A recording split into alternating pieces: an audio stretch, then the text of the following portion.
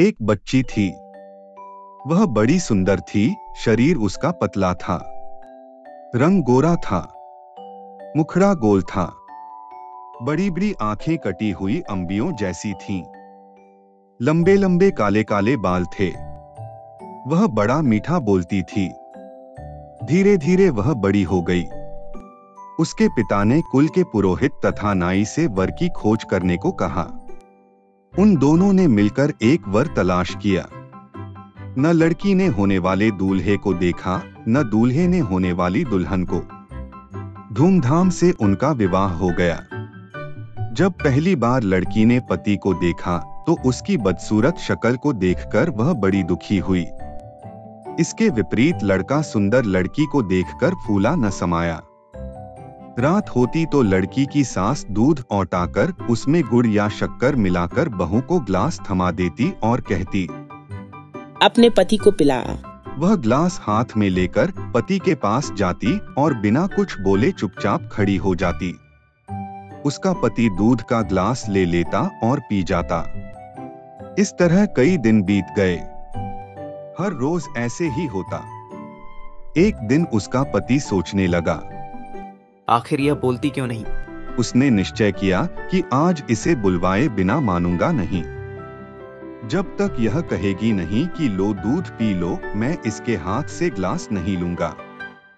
उस दिन रात को जब वह दूध लेकर उसके पास खड़ी हुई तो वह चुपचाप लेटा रहा। उसने कटोरा नहीं थामा। पत्नी भी कटोरे को हाथ में पकड़े खड़ी रही, कुछ बोली नहीं। बेचारी सारी रात खड़ी रही मगर उसने मुंह नहीं खोला। उस हठीले आदमी ने भी दूध का कटोरा नहीं लिया। सुबह होने को हुई तो पति ने सोचा, इस बेचारी ने मेरे लिए कितना कष्ट सहा है। ये मेरे साथ रहकर प्रसन्न नहीं है। इसे अपने पास रखना इसके साथ घोर अन्याय करना है। इसके बाद वह उसे उसके पीहर छोड़ आया। बेचारी वहां भी प्रसन्न कैसे रहती। वह मन ही कुढ़ती। वह घुटकर मरने लगी। उसे कोई बीमारी न थी। वह बाहर से एकदम ठीक लगती थी। माता पिता को उसके विचित्र रोग की चिंता होने लगी। वे बहुत से वैद्यों और ज्योतिषियों के पास गए पर किसी की समझ में उसका रोग नहीं आया। अंत में एक बड़े ज्योतिषी ने लड़की के रंगरूप और चाल ढाल को देखकर असली बात जान ली। उसने उसके हाथ की रेखाएं देखीं।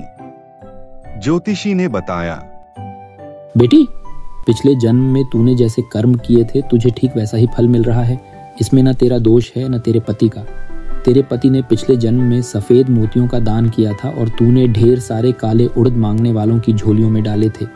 सफेद मोतियों के दान के फल से तेरे पति को सुंदर पत्नी मिली है और तुझे उड़दों जैसा बदसूरत आदमी मिला है।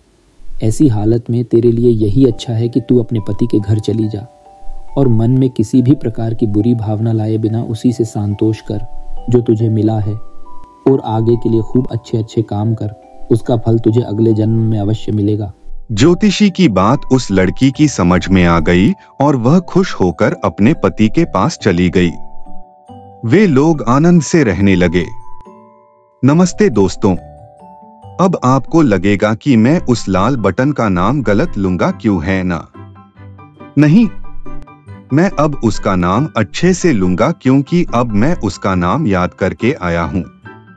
तो नमस्ते दोस्तों, ऐसी और वीडियो देखने के लिए हमारे चैनल फैंटासी टून को सब्सक्राइब करें और साथ ही में बेल आइकन को भी दबाएं और इस वीडियो को लाइक करें।